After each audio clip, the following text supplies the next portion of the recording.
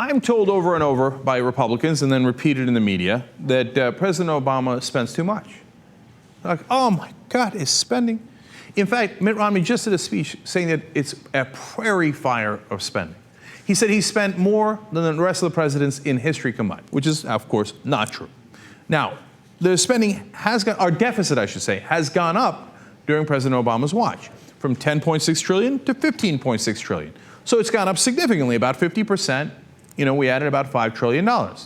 Now, what they don't tell you, first of all, is that most of that deficit spending existed before President Obama. So right now, the deficit is at about 1.3 trillion. Well, when President Obama came into office, George Bush handed him a $1.2 trillion deficit. That's a fact. It's an indisputable fact. Look it up for yourself, okay?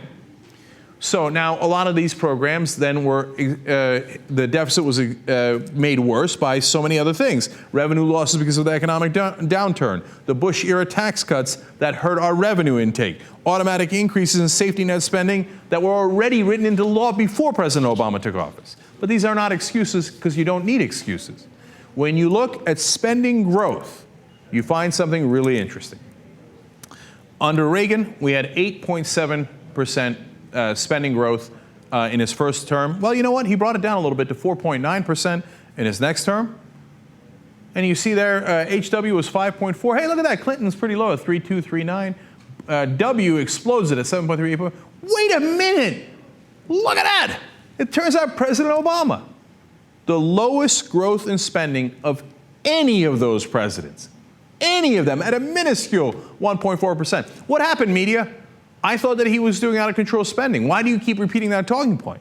It's because you don't know the facts. Or if you do know the facts, you're afraid to report them because, oh my God, that wouldn't be neutral. Facts are so unneutral, they're actually weighted towards one side or another. Oh, no, we can't say, no. If the Republicans say that Obama's the worst in spending and the Democrats say he's not. Well, what are the facts? Well, I just showed you the facts. Lowest growth in spending of any of those presidents. By the way, show the chart one more time. See if you can pick out another pattern here. You see, the red would be Republican presidents. This is growth in spending. The blue would be Democratic presidents. Now, can you help figure me out here? I'm not that great in math. Can you help figure out who spent more and who spent less as a percentage? By golly, it looks like the Democrats spent less. And of course, Clinton was handed a gigantic deficit by Reagan and the first Bush, and he turned it into a surplus.